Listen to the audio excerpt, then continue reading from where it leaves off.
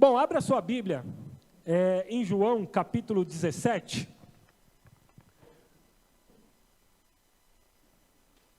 Evangelho de João, capítulo 17. E hoje a pregação vai ser um pouquinho diferente do que eu estou acostumado a pregar. Confesso que foi um desafio pregar. Por quê? Na verdade, é uma adaptação da palestra do pré-encontro que a gente está fazendo como pregação. Então, é uma mistura de pregação com palestra. Eu brinquei de manhã que é uma pregalestra, tá? Não sei se vai dar certo, mas a gente vai tentar. Então, não vou ficar só num texto, eu vou passear por alguns versículos e você vai me acompanhando aí dentro do possível. E eu vou começar lendo, então, João, capítulo 17, a partir do versículo 14. João 17, a partir do versículo 14. Está todo mundo aí comigo? Eu vou ler naquela versão para ficar na mesma que vocês estão vendo aqui. Eu lhes tenho dado a tua palavra, e o mundo os odiou, porque eles não são do mundo, como também eu não sou. Não peço que os tire do mundo, mas que os guardes do mal. Eles não são do mundo, como também eu não sou. Santifica-os na verdade. A tua palavra é a verdade. Bom, esse texto especificamente, Jesus está falando, está orando pelos seus discípulos, tá? Ele já está partindo para a reta final do seu ministério, ele já está dando as últimas instruções para os seus discípulos, e aqui ele começa uma linda oração, que depois você pode ler na sua casa, detalhadamente. Ele começa uma linda oração por ele, pelos seus discípulos e por nós, porque durante essa oração ele começa a orar por aqueles que virão depois. Nesse trecho em especial é pelos discípulos dele. E o que eu queria chamar a atenção de você nessa noite eles não são do mundo. Eles estão no mundo, mas não são do mundo. Por que eu quero chamar a sua atenção para isso nessa noite? Porque essa é a nossa realidade, essa é a nossa condição de vida como discípulos do Senhor. Nós estamos num mundo que não é nosso, nós estamos neste mundo, mas nós não pertencemos a ele. O apóstolo Pedro vai tratar na sua carta, na sua primeira carta, com o termo peregrino, mas a Bíblia traz outras expressões que fala cidadãos do céu, forasteiros, passageiros, e volta e meia, Pedro, Paulo, enfim, a Bíblia vai trazer expressões que mostram que embora nós estejamos aqui, nós não fazemos parte desse sistema mundano, não faz parte da nossa vida, tá? Nós estamos onde não devemos ficar, estamos de passagem. E o tema dessa palavra hoje é a jornada do cristão no mundo. Porque se nós entendemos que nós estamos no mundo de passagem, nós precisamos ter em mente que estamos cumprindo uma trajetória. Nós temos uma jornada a percorrer enquanto estamos aqui na Terra. Em 1678, o inglês John Bunyan, ou Bunyan, já ouvi as duas versões, publicou uma das obras mais importantes de todo o tempo. Estou falando do Peregrino. Esse importante pregador batista estava preso quando escreveu esse livro, justamente por pregar o evangelho sem licença. E imagine só que de um frio e úmido calabouço, pelo menos eu imagino assim as prisões antigas na Inglaterra, ele começa a refletir sobre a vida e sobre a jornada de uma pessoa que anseia chegar ao céu. O Peregrino é um livro cheio de alegorias, metáforas, ilustrações, a começar pelo nome do personagem principal. Alguém aqui já leu o Peregrino? Lembra qual é o nome do personagem principal? Ninguém lembra? Qual é o nome do personagem principal? Cristão. O personagem principal do livro Peregrino se chama Cristão. E a jornada do cristão, sugestivamente, começa na cidade da destruição, e ele sai da cidade da destruição e ele parte pelo caminho.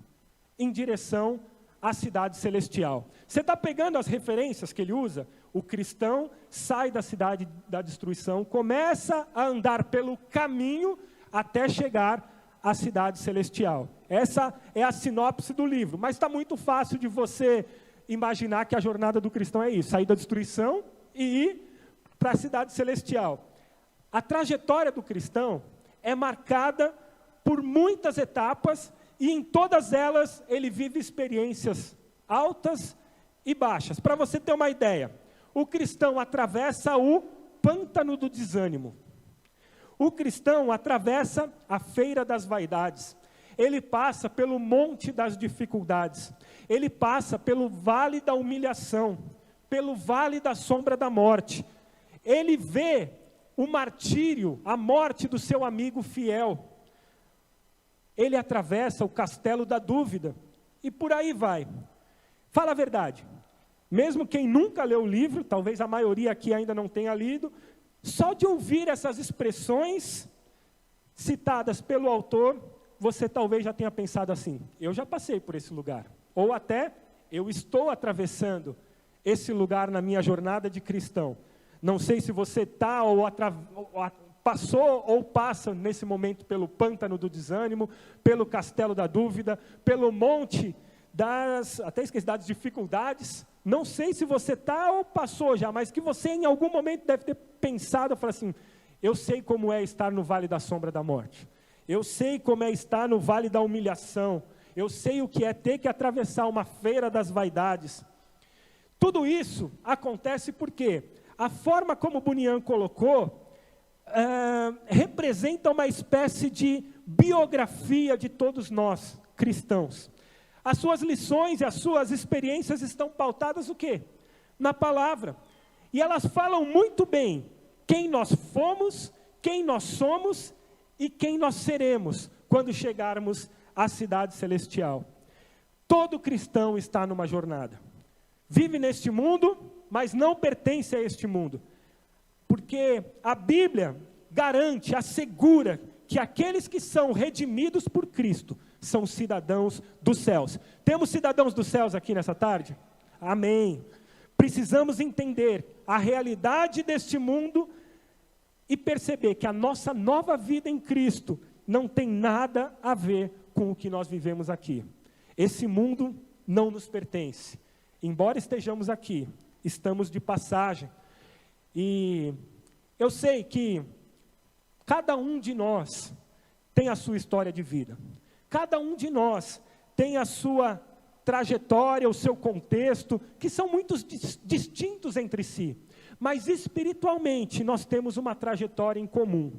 E o primeiro ponto que nos une nessa trajetória, a primeira lição que eu quero deixar para você nessa noite, é que nós somos pecadores por natureza. E isso tem consequências. Se existe algo que une toda a humanidade, é o pecado. Rico ou pobre, jovem ou velho, de todas as tribos, povos e raças, línguas e nações, todos nós fomos contaminados por esse vírus mortal, o pecado. Romanos 3:23 diz: pois todos pecaram e destituídos ou separados estão da glória de Deus. Romanos 6:23 diz: o salário do pecado é a morte. Ao criar o universo, Deus o fez debaixo de princípios espirituais eternos, regidos por Ele mesmo. E esses princípios são invioláveis, porque Deus é justo, é bondoso, é santo e perfeito. Deus colocou limites entre os céus e a terra. Deus colocou limites entre os oceanos e a terra seca. Ele separou estrelas de estrelas, sol da lua, planetas, continentes, e deu ordens também aos seres viventes. Mas a humanidade, em desobediência e rebeldia, quebrou essa lei em Adão. Adão caiu, caímos todos. Aqueles que foram criados à imagem e semelhança de Deus, perderam o relacionamento com o Criador, justamente por quererem ser como Deus. E você pode ler essa expressão em Gênesis 3:5, porque às vezes dá a impressão que a queda foi simplesmente, só porque comeu o fruto proibido. Não. Leia lá depois em Gênesis 3:5 que você vai ver o que tentou Adão e Eva. Vocês serão como Deus. A razão da nossa queda é toda vez que nós queremos ser como Deus e assumir o controle de tudo. Fazer as coisas à nossa imagem e semelhança, não à imagem e semelhança do Criador. Nós perdemos a referência, queremos assumir o lugar dele. Por isso, o nosso pecado nos separou de Deus e nos matou espiritualmente. Em uma geração que tem se acostumado a suavizar, a relativizar o pecado, parece que essa verdade espiritual de que nós estávamos mortos espiritualmente perde um pouco do impacto. Você já deve ter feito isso ou ouvido alguém fazer, apresentar uma série de justificativas diante do pecado. Eu caí por causa disso. Eu pequei por causa daquilo. Se existe uma coisa que não é aceita com relação ao pecado, são justificativas. O evangelho, o cristianismo não é feito de desculpas. Não adianta tentar relativizar, não adianta condicionar a uma outra coisa que aconteceu anteriormente. Nós somos pecadores, e para os pecadores a condição espiritual é a morte. Não adianta a humanidade se fazer de vítima diante de Deus, como se ele fosse um carrasco e nós os coitados que simplesmente caímos e agora estamos sendo punidos, sendo que somos tão bondosos e merecemos o céu. Todos pecamos e separados estamos de Deus, e a consequência do pecado é a morte espiritual. O problema é que quando a gente vive suavizando ou relativizando o pecado, a gente se distancia dessa verdade espiritual de que quem vive em pecado está morto espiritualmente. Abra sua Bíblia em Efésios capítulo 2. Efésios capítulo 2, nós vamos ler os 3 primeiros versículos agora, porque Paulo está escrevendo para os Efésios e colocando assim de uma forma muito clara qual é a condição espiritual de alguém que não se arrepende dos seus pecados, de alguém que vive envolvido em pecados. E você vai perceber que Paulo não suaviza, ele não relativiza, ele não ameniza. Ele é curto e grosso, ele é direto, ele é certeiro quando ele coloca aqui, versículo 1. Vocês estavam mortos em suas transgressões e pecados, nos quais costumavam viver quando seguiam a presente ordem deste mundo e o príncipe do poder do ar, o espírito que agora está atuando nos que vivem na desobediência. Anteriormente, todos nós também vivíamos entre eles, satisfazendo as vontades da nossa carne, seguindo seus desejos e pensamentos. Como os outros, éramos por natureza merecedores da ira. Você consegue perceber o impacto dessa palavra de Paulo? Você consegue perceber a realidade, a condição espiritual da nossa vida sem o Senhor Jesus Cristo? Presta atenção. Essa passagem de Paulo não está falando de uma metáfora. Ou seja, Paulo não está dizendo que a condição da pessoa que vive em pecado é como de um morto. Não é uma metáfora, não é que seja como de um morto, é morto espiritualmente. Não é quase morto, não é muito doente pelo pecado, não é sonolento que mal consegue enxergar os padrões de Deus. Quem vive em pecado está morto espiritualmente. A causa da morte está logo no versículo 1, você vai observar. Vocês estavam mortos em quê? Em suas transgressões e pecados. A condição natural do homem é morte espiritual. E a causa da morte é devido aos seus pecados e transgressões. Os últimos anos chacoalharam a humanidade e nos fizeram pensar muito sobre vida e morte. E uma das constatações em geral é que nós temos muita dificuldade em lidar com a morte. Nesse caso em especial, Paulo não deixa dúvidas de que ele está falando de morte espiritual, não é morte física. E pode parecer loucura, mas mesmo com toda a dificuldade que a gente tem de falar de morte, a condição de morte espiritual é infinitamente pior do que a morte física. Mortos espirituais estão tão envolvidos em seus pecados e transgressões, que são incapazes de ouvir a voz de Deus, de reconhecer a sua palavra. Eles não conseguem reagir ou agir e vivem escravos do diabo e do pecado, é o que Paulo está dizendo nesse texto de Efésios. Aliás, nesse texto de Efésios, ele destaca que o príncipe deste século, o espírito maligno do poder do ar, atua nos filhos da desobediência.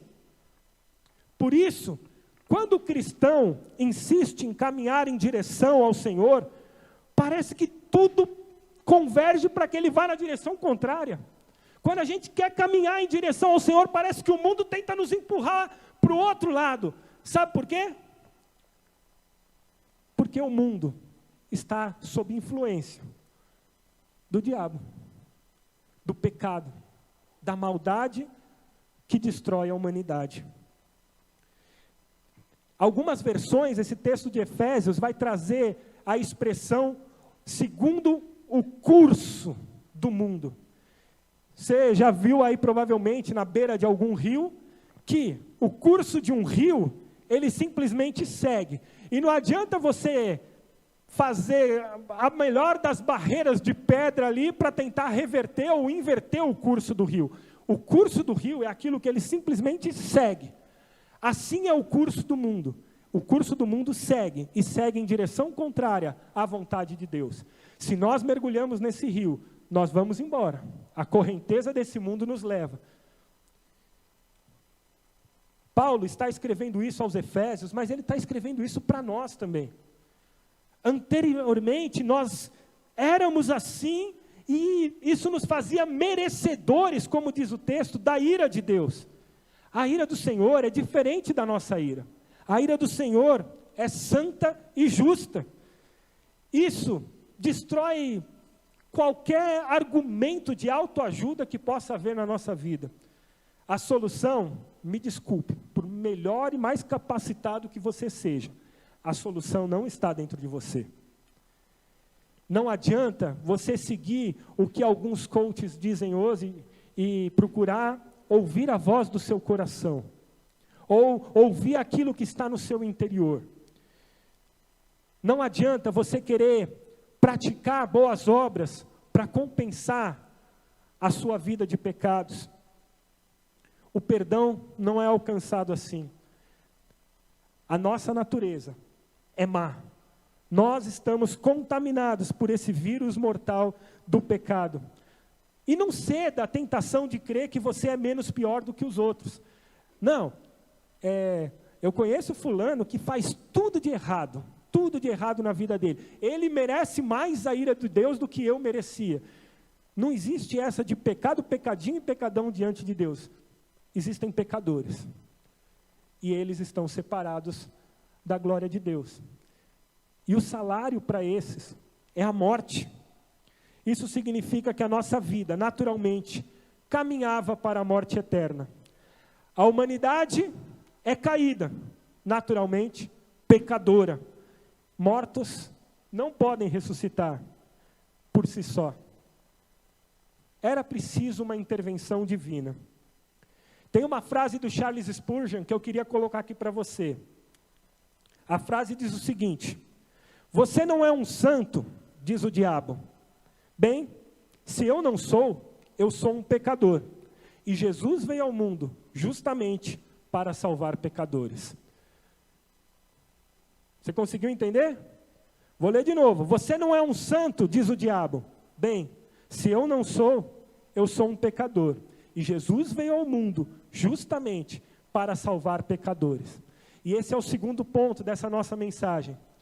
Que do primeiro Adão para o último Adão, nós saímos da morte para a vida. Você ainda está com Efésios aberto aí? Sim?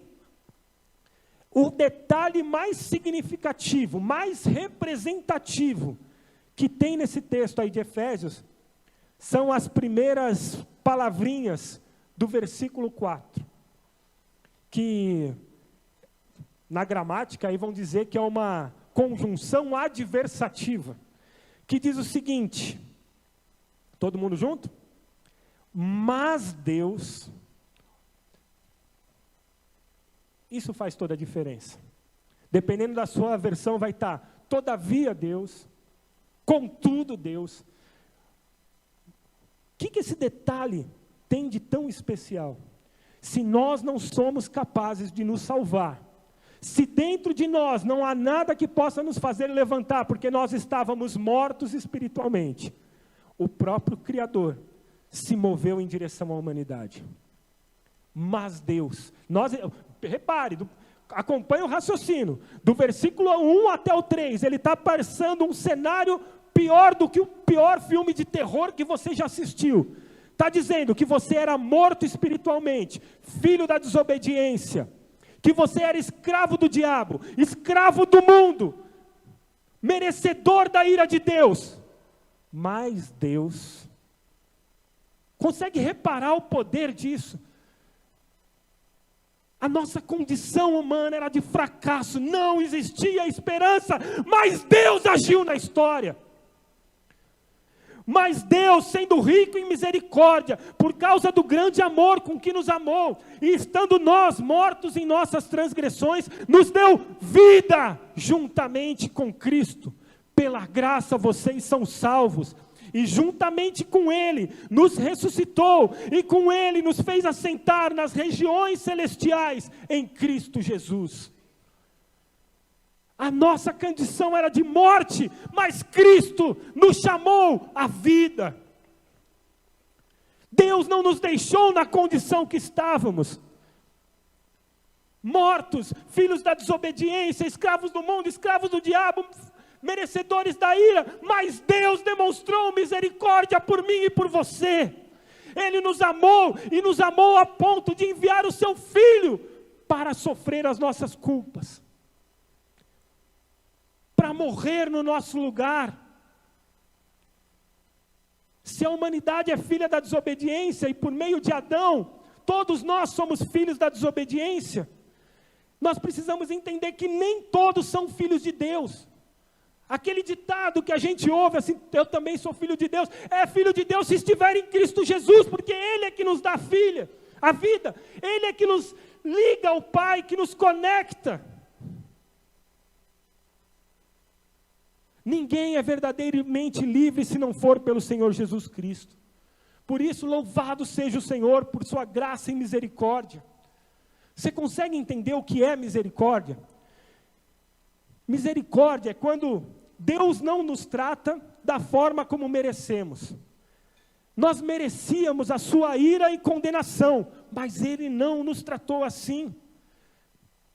Eu ousaria dizer, pode ser uma grande salada mista o que eu estou falando, mas assim, que a misericórdia é a irmã gêmea da graça. Enquanto nós éramos merecedores da ira de Deus, e Deus fala assim, eu não vou te matar. Nós fomos alvos da misericórdia, mas Ele simplesmente não nos poupou. Ele nos trouxe para a vida, morrendo no nosso lugar.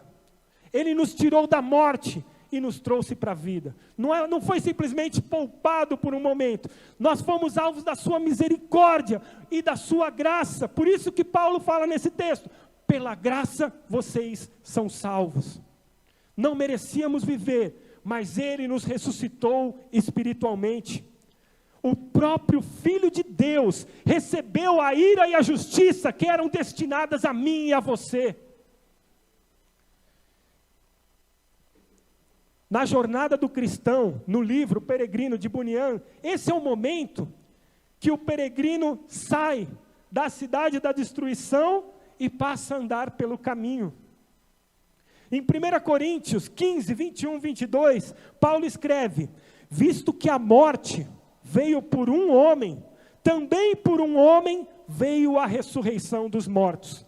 Porque assim como em Adão todos morrem, assim também todos serão vivificados em Cristo. Se a morte entrou pelo pecado, a salvação entrou por Cristo e sua santidade, seu sacrifício, porque Ele venceu a morte. Quando Paulo fala aqui nesse texto de Coríntios, que todos serão vivificados em Cristo, todos os que estiverem em Cristo. Não existe salvação fora de Jesus Cristo. Por isso, uma única esperança para o morto espiritual: Jesus Cristo, o Senhor. Por melhor que as pessoas sejam, boas obras não são suficientes para tornar uma pessoa justa e digna diante de Deus. A queda no Éden passou por Adão, mas a redenção aponta para a cruz de Cristo e para a sua ressurreição. 1 Coríntios 15:45 diz: o primeiro homem, Adão, se tornou um ser vivente, mas o último Adão é um espírito vivificante. A nossa vida está em Cristo. A ressurreição de Jesus é o ponto transformador da história de qualquer cristão. Sabe por quê? Cristo venceu os grilhões da morte. Nós estávamos mortos espiritualmente, mas Cristo venceu os grilhões da morte. Na cruz Ele morreu a nossa morte. Mas quando o sepulcro amanheceu vazio, naquele domingo de Páscoa, Cristo estava esmagando o poder da morte, de modo que todo aquele que está em Cristo ressuscita com Ele. Ele morreu a nossa morte para que nós possamos viver a sua vida. A ressurreição de Cristo é a salvação graciosa de Deus para nós. Ela nos livra da morte, da escravidão do mundo, da escravidão de Satanás. De filhos da ira, nós nos tornamos filhos de Deus. Ao pecador, resta o arrependimento genuíno, confissão de pecados, crença em Jesus Cristo como único e suficiente Salvador, e a caminhada nessa jornada do cristão, debaixo da vontade do Senhor Jesus Cristo. Martinho Lutero tem uma frase que eu sei que alguns vão considerar meio polêmica e tal, mas que ilustra muito bem a condição espiritual do homem. Diz assim: o ser humano é uma besta, ou montada por Deus, ou pelo diabo. Alguém está conduzindo os seus passos. Não existe vazio quando fala na condução da vida de uma pessoa. Ou é pelo Senhor, ou é pelo diabo. E aí, nós vamos chegar no terceiro ponto, que fala sobre essa caminhada com Cristo. Nós já entendemos que a jornada do cristão começa na morte, passa para a vida, mas não para por aí. Nós chegamos ao ponto em que precisamos falar sobre santidade.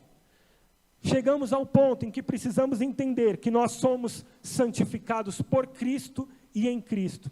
E eu sei que é nesse ponto em que muitos dos peregrinos desistem da jornada. Deixar a cidade da destruição é ótimo, é uma delícia. Até porque, muitas vezes, só você vai entender o quanto a cidade da destruição, o quanto a época de morte espiritual foi doída para você, o quanto o pecado te afligiu, o quanto você queria fazer as coisas certas e não conseguia, o quanto você quis se livrar dos seus vícios e não era capaz, o quanto você queria restaurar relacionamentos e não conseguia.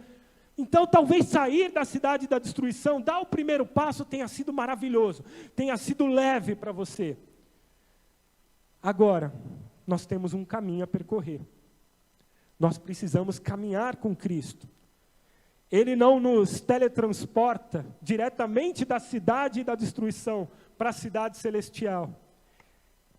Essa caminhada do cristão, a teologia chama de santificação. Na prática, santificação é exatamente o que Paulo evidencia em Gálatas 5. É a luta do novo homem, da nova natureza, para não voltar atrás no processo da escravidão. É o deixar para trás as obras da carne para frutificar cheio do Espírito Santo.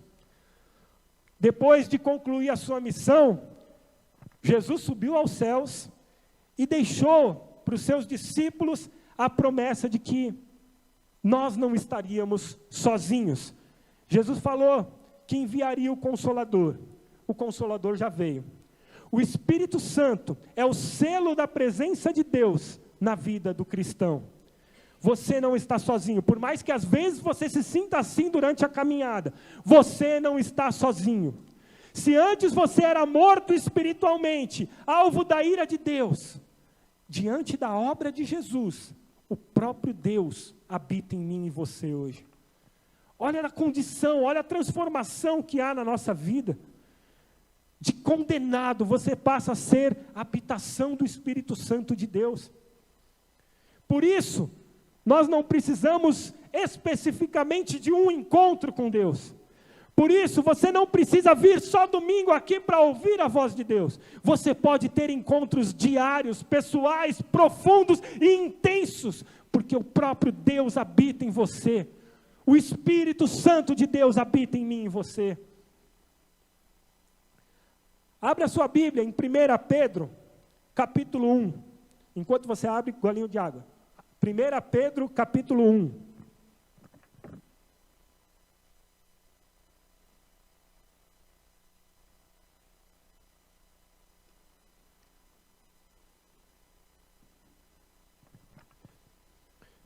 Pedro, capítulo 1, nós vamos ler do 14 ao 16. Repare bem como isso parece uma sequência daquilo que Paulo estava falando no capítulo 2 aos Efésios. Como filhos obedientes, não vivam conforme as paixões que vocês tinham anteriormente, quando ainda estavam na ignorância. Pelo contrário, assim como é santo aquele que o chamou, sejam santos vocês também, em tudo o que fizerem, porque está escrito, sejam santos, porque eu sou santo. O que o apóstolo Pedro está dizendo é assim, não vivam com saudade de quem vocês eram. Não vivam pensando, desejando, querendo a mesma condição de morte espiritual que vocês tinham anteriormente. Caminhem, sigam, olhem para Jesus, porque Ele é santo, sejam vocês também santos. Quem já teve um encontro com Deus, recebeu uma nova vida, e por isso, anda em novidade de vida. O velho homem ficou para trás. A santificação é um processo que começa na conversão, e só termina na glorificação. Ou seja, ela começa no momento em que você tem a sua vida transformada pelo Senhor Jesus, e só termina no dia em que o Senhor Jesus te chamar. Seja Ele descendo para buscar todo mundo, ou seja o seu encontro individual com Ele. Começa na conversão, termina na glorificação. Por isso, não é aceitável que um cristão fique 1, 2, 5, 10 anos na mesma condição. Se você era igual você estava no dia em que se converteu, tem alguma coisa errada na sua caminhada. Se você está estagnado na sua jornada, é porque algo não está fazendo sentido. Algo não está batendo, porque a gente está cada dia mais caminhando em direção ao Senhor, e isso vai exigir que cada dia você vá matando coisas na sua carne, na sua natureza, nos seus desejos. São novas crises, novos conflitos, novos desafios, novas conquistas. O cristão anda em novidade de vida. O cristão anda, caminha, é peregrino. Deus não nos chamou para sermos postes, Ele nos chamou para sermos peregrinos. Estamos passando, estamos indo, avançando. Cada dia que passa é um a menos para o nosso encontro com o Senhor acontecer. É isso. O cristão vive no tempo futuro, mas nessa vida. Nós vivemos como cidadãos dos céus, mesmo estando nesse mundo, nesse curso que tenta nos arrastar para o outro lado. As decisões do cristão são pautadas na esperança vindoura, na certeza de que vale a pena seguir em frente. E é por isso que eu entendo que cristão às vezes é meio doido, né? Parece que tem uma vocação, uma disposição maior para enfrentar sofrimentos, injustiças, porque ele sabe que vale a pena seguir em frente, porque a sua pátria não é essa. A recompensa que nós teremos um dia será celestial. E nós não alcançamos porque fomos bons aqui, nós alcançamos porque a graça do Senhor um dia bateu forte no nosso peito e nos deu esperança. A expressão que Pedro usa é filhos da obediência, que é completamente contrastante com a que Paulo usa de filhos da desobediência. E a sensação que eu tenho é que, como filhos da obediência, nós herdamos essa característica da santidade de Deus. Nós precisamos ser santos porque Ele é santo. E um Deus santo não pode se relacionar com uma multidão de pecados, como a gente gosta de orar antes de dormir. Se essa tem sido a nossa oração, se a gente deita antes de dormir e fala assim, Senhor, perdoa a minha multidão de pecados, tem algo muito errado com a gente. Porque o cristão não pode estar, como é que se diz? No alto de um monte de pecados. O cristão tem que estar lutando contra a sua carne, contra a sua inclinação. De manhã eu até dei o exemplo de mesa de bilhar, que às vezes está sem o calce, que fica assim, né? É muito fácil acertar a bolinha no buraco. E quando a gente fala que nós temos uma inclinação para o mal, é muito fácil da gente seguir para o buraco, porque nós estamos sempre pendendo para aquele lado do buraco. Quem foi salvo tem uma nova mente, tem uma nova vida, tem um novo coração. Quando Pedro fala de não se amoldar esse mundo, é não entrar nos moldes desse mundo. Quando eu era pequeno, era muito comum ter aqueles, agora eu estou diante de um pessoal mais experiente, que com certeza vai entender o que eu estou falando. Por favor, não me deixem só que de manhã a galera tentou me abandonar na idade. Mas quando eu era pequeno, era muito comum comprar aquelas forminhas de gesso. Vocês lembram, né? Que tinha casinha, carrinho e tal. E aí a gente fazia o gesso aqui, aquela sujeira toda. A mãe prometia que nunca mais ia comprar aquilo. E depois a gente reclamava, chorava. E quase sempre dava errado, o gesso não ficava duro o suficiente, ou então caía no chão, quebrava tudo. Ia pintava até aquelas forminhas de gesso. O que Pedro mais ou menos está dizendo é isso, que nós não podemos nos amoldar. Às vezes essa é a nossa tendência, entrar naquele molde, naquela forminha e ficar igual ao que esse mundo está nos oferecendo. Não entre na forminha, não se amolde ao padrão desse mundo, não seja aquilo que esse mundo está tentando te conduzir a ser. Você não se encaixa aqui, você não é daqui, você não é cidadão desse mundo, você está de passagem, a sua pátria é celestial. Reparem que o tom que Pedro dá não é de um conselho. Se possível, sejam santos. Se der, se não tiver pesado para vocês, se as tentações não estiverem muito fortes, andem em santidade. O conselho que Pedro dá é pautado no Antigo Testamento e vem em tom imperativo, é uma ordem. Sejam santos, porque eu sou santo. Curto, grosso e direto. O Senhor deseja de nós uma vida de santidade. Ser santo é ser separado, é não ser igual ao mundo. O mundo todo está num molde, mas você é separado, você não é igual a todo mundo. Bem frase de mãe agora, né? Você não pode ser igual às outras pessoas, você não pode ser igual ao que você era na sua condição de morto espiritual. Você precisa lutar contra a própria vontade pelo Senhor e reconhecer que você não tem outra opção. Você luta contra a sua carne, contra as suas vontades, porque a sua vida pertence a Ele. Por isso, o pecado na nossa vida deve ser encarado com a seriedade com que a Bíblia trata o pecado. O pastor Márcio falou aqui recentemente sobre isso. Quando caímos, quando andamos em pecado, nós agimos como se ainda fôssemos mortos espiritualmente.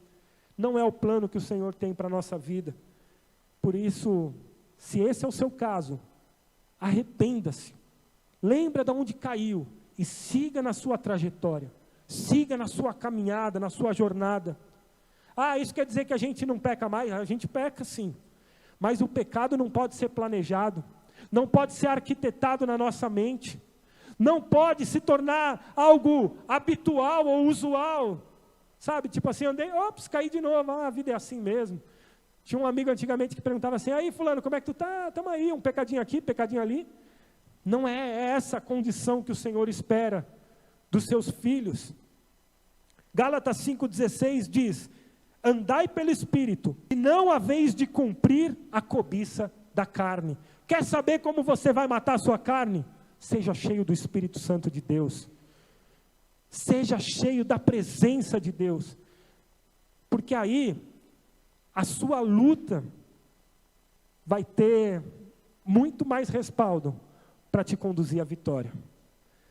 É óbvio que o cristão ainda é alvo das acusações e das insinuações do inimigo. Mas em vez de se apegar às lembranças que o diabo tantas vezes tenta lançar na sua mente, em vez de se apegar nas mentiras que o inimigo tenta colocar diante de você, como aconteceu com Adão e Eva na queda, encare as verdades que a Bíblia diz a respeito de você. Encare aquilo que o Senhor fala sobre você. Por que é tão mais fácil a gente acreditar nas mentiras do pai da mentira, do que na verdade, que como o próprio Jesus falou e nós lemos aqui, está contida na palavra. A tua palavra é a verdade. A oração de Jesus foi essa: santifica-os na verdade, a tua palavra é a verdade. Quer saber como vencer esse mundo? Quer saber como ser cheio da presença do Senhor? Leia a Bíblia, busque o Senhor, ore, fale com o Pai. Jesus te deu livre acesso, o próprio Deus habita no seu coração. Você não precisa chegar no culto de domingo à noite, ou chegar em casa, criar um altar para conseguir chegar na presença de Deus. Onde você estiver, busque o Senhor, ande com o Senhor. Tem uma frase do John Wesley, que eu acho muito boa para a gente entender esse processo. Diz assim: a conversão tira o cristão do mundo, a santificação tira o mundo do cristão. Vou trocar o mundo pela palavra lama, para ver se você entende qual era a sua condição. A conversão tira o cristão da lama, a santificação tira a lama do cristão. A gente é sacado daquele lamaçal do pecado, mas a gente ainda está sujo. A gente precisa se limpar de todas aquelas impurezas que ficaram ao longo da nossa trajetória, ao longo da nossa jornada, da nossa caminhada. Esse processo de limpeza, de purificação, se chama santificação. E essa santificação nós só encontramos em Cristo. Cristo, quarto e último ponto, nos deu uma nova identidade. E eu sei que nós poderíamos citar aqui dezenas de características da nossa nova natureza que estão descritas na Bíblia. Por exemplo, se eu perguntasse assim, o que Deus fala, o que a Bíblia fala sobre a sua nova identidade, você poderia falar assim: eu sou nova criatura, eu sou filho de Deus, eu sou herdeiro de Deus, eu sou liberto, sou templo do Espírito Santo, amigo de Deus. Você poderia falar várias expressões que aparecem no decorrer da palavra. E eu não estou menosprezando essas expressões, porque elas são verdade. Mas elas só são verdade se vocês estiverem em Cristo Jesus. Eu sou mais que vencedor. Você é mais que vencedor, hein? Você é mais que vencedor, hein? Não adianta o cara poderoso, bombadão, todo dia antes de sair de casa, olhar no espelho, dar uns tapas na cara e falar assim: vamos lá, Vitão, vamos trabalhar, porque você é mais que vencedor. Isso não te faz mais que vencedor. Não é positivismo, não é autoajuda, não é mensagem para entrar na sua mente e você conseguir andar dessa forma. Da mesma forma, a mulherada não adianta se olhar no espelho e vai falar assim: você vai ganhar o mundo, porque você é princesa de Deus. Não é assim que as verdades da Bíblia funcionam para a gente. As verdades da Bíblia funcionam na sua vida e na minha vida a partir do momento que nós estivermos apegados em Cristo. E elas não são simplesmente frases de efeito, não são simplesmente frases de para-choque de caminhão. João Vitor não está aí, né? Estava de manhã. Não são frases de para-choque de caminhão, ou frases boas para camiseta. Elas são verdades espirituais, que devem ser encaradas como verdades espirituais. Então, por isso, quando eu estou falando agora de identidade, eu não vou ficar citando apenas características e frases que possam dizer coisas sobre a sua identidade em Cristo. Já que a gente está nesse ritmo de encontro, eu quero que você pense um pouco mais. E eu quero te levar a descobrir a sua identidade verdadeira em Cristo Jesus. Então, imagina a seguinte história. Eu vou tentar a mesma ilustração que eu dei de manhã. De manhã eu me dei mal, tá? Mas tem alguém aqui que gosta de química? Tem? Ah, tem o Adilson. Caramba, eu não reparei no Adilson. De manhã tinha o Nailton, tinha uma professora de química. De manhã eu me dei tão mal, mas é que eu tentei ir naquela que eu achei que ia errar todo mundo para não magoar ninguém. Não leva para o lado do pessoal, tá? É só um exemplo, tá, Adilson? Se quiser estar para o ouvido agora. Mas imagina assim. Chegou o dia de um rapaz se inscrever para o vestibular.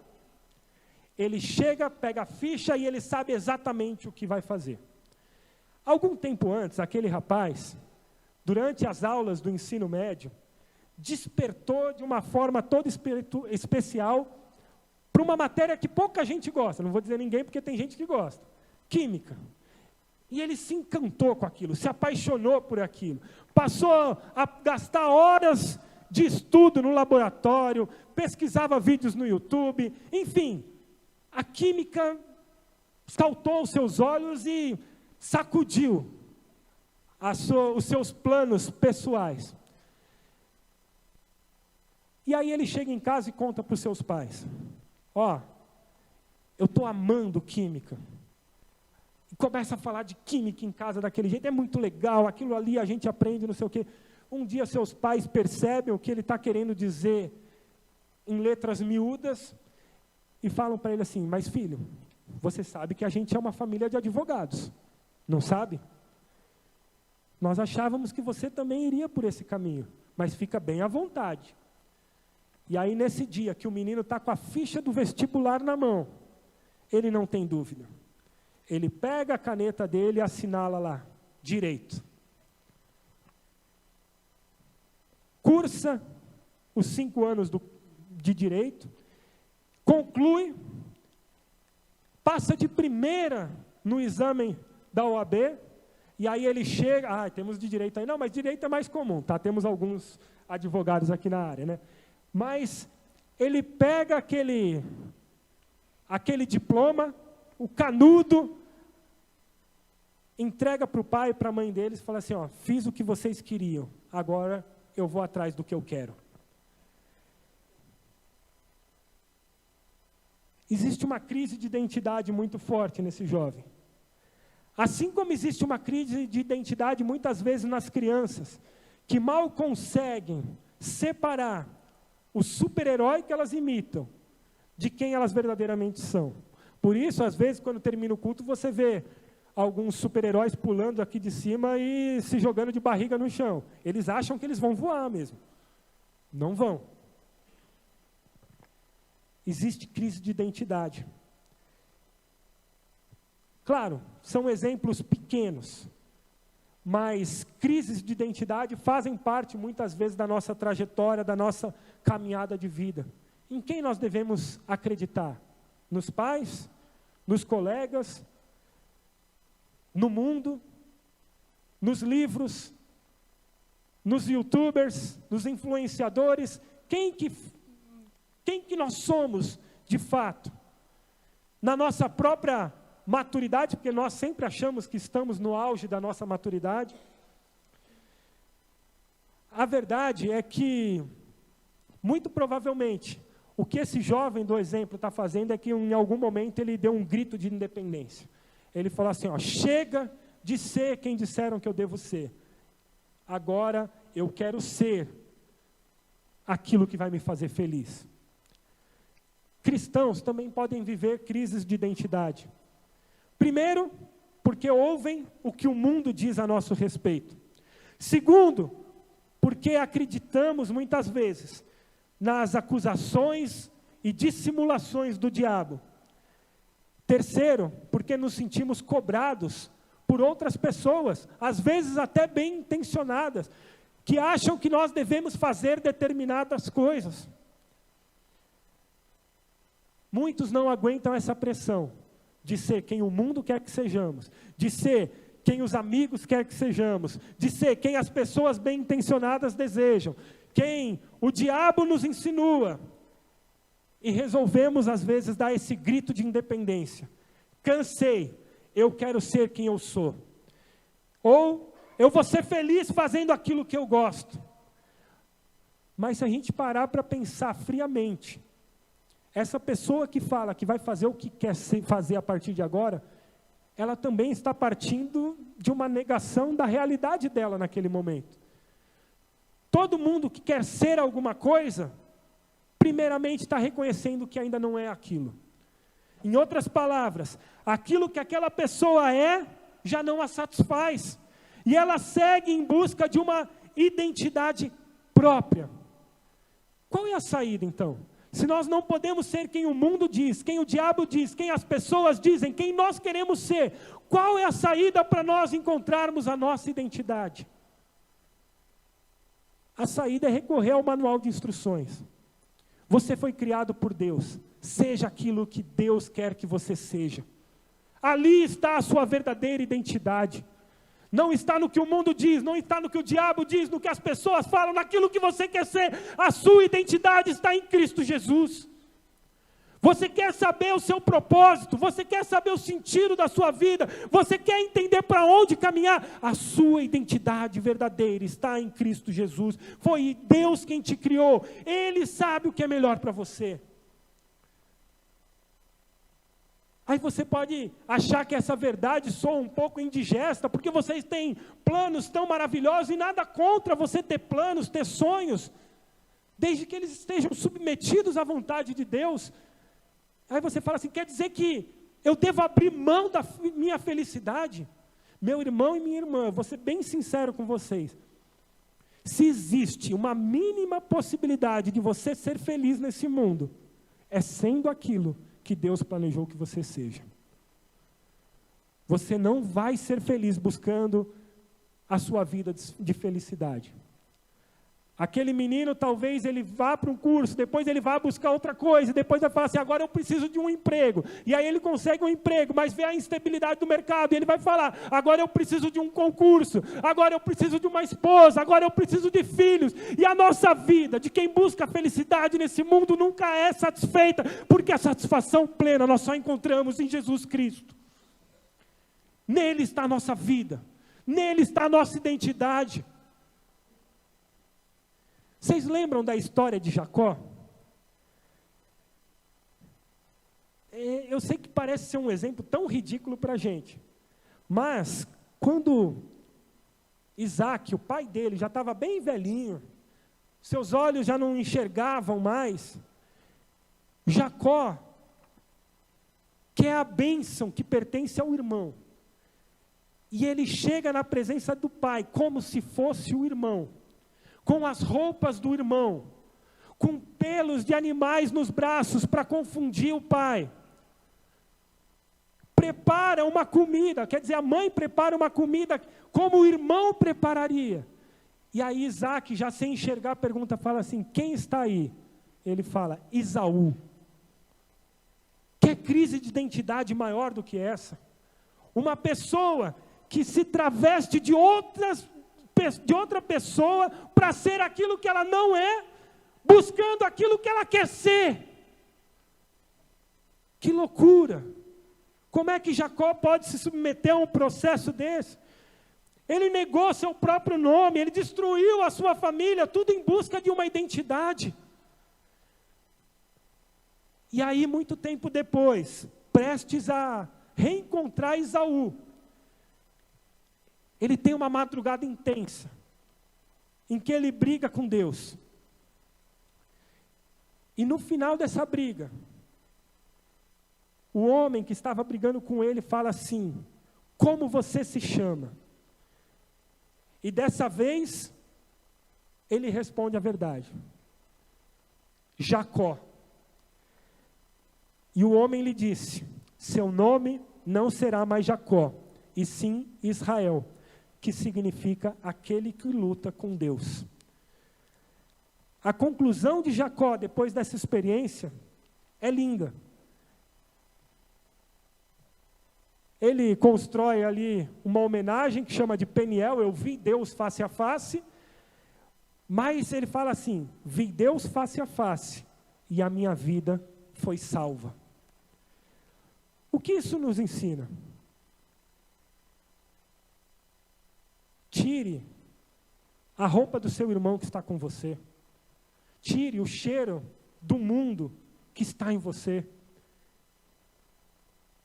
Pare de imitar o que os outros fazem. Assim como Jacó, você vai lutar muitas vezes e vai vencer sempre que Deus te vencer. O Senhor poderia nos deixar mortos, assim como poderia ter deixado Jacó morto naquela luta. Mas Ele também tem nos poupado. Perca para Deus e seja quem Ele quer que você seja. Ser quem Deus quer que a gente seja, nem sempre é um processo agradável.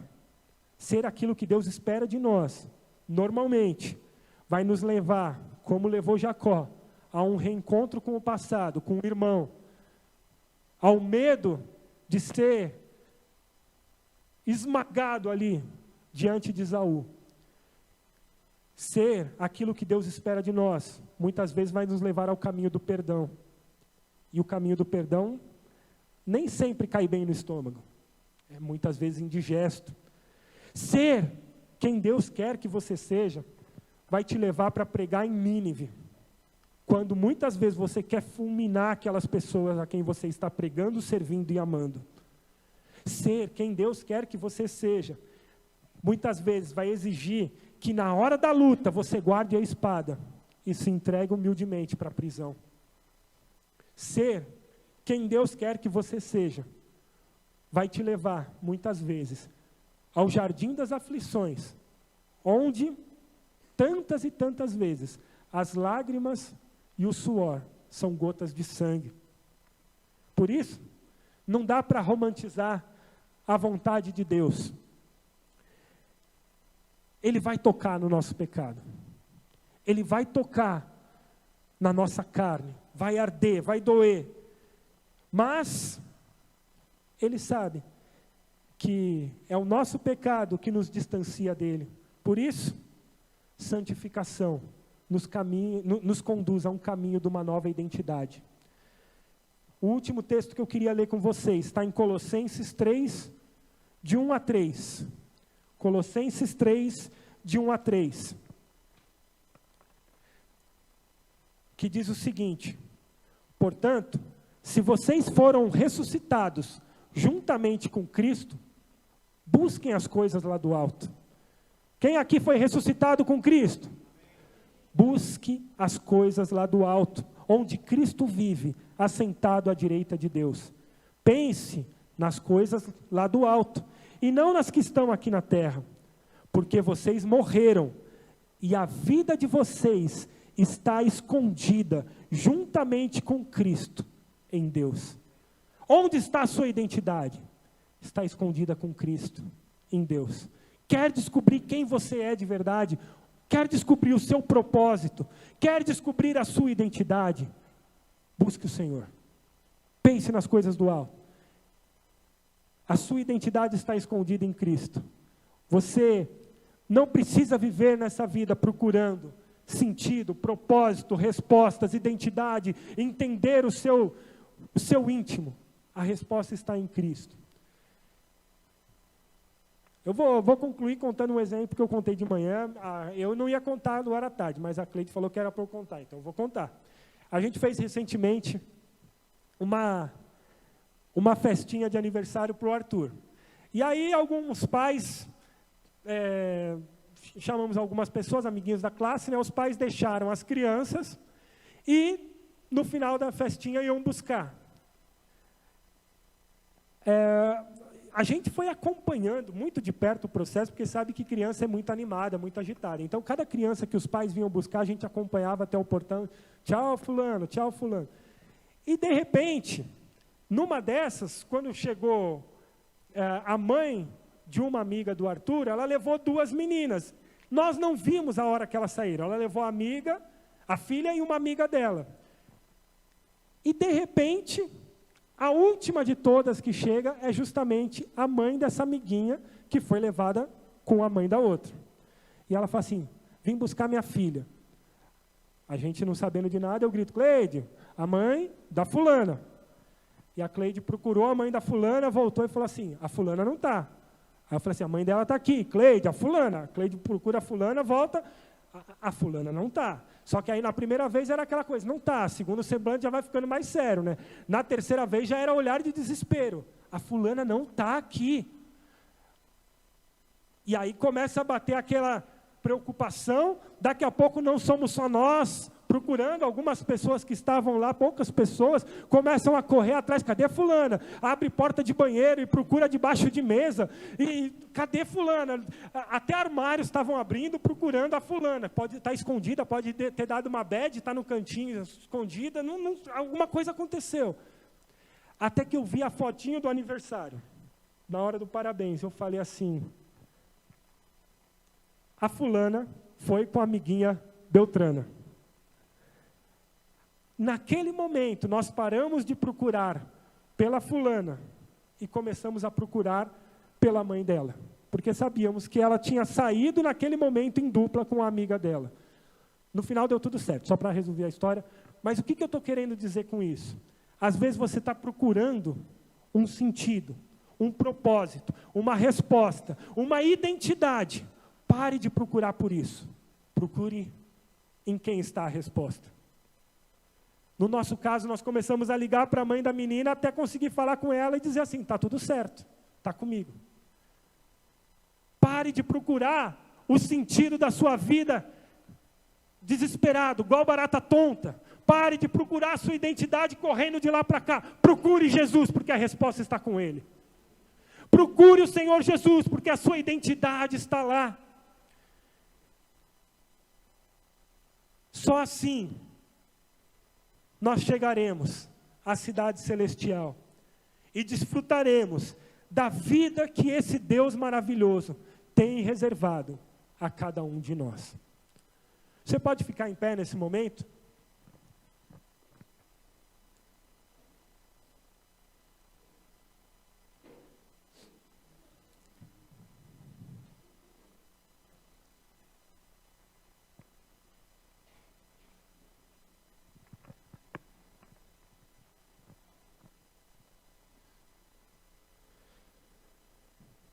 Somos peregrinos e estamos numa jornada.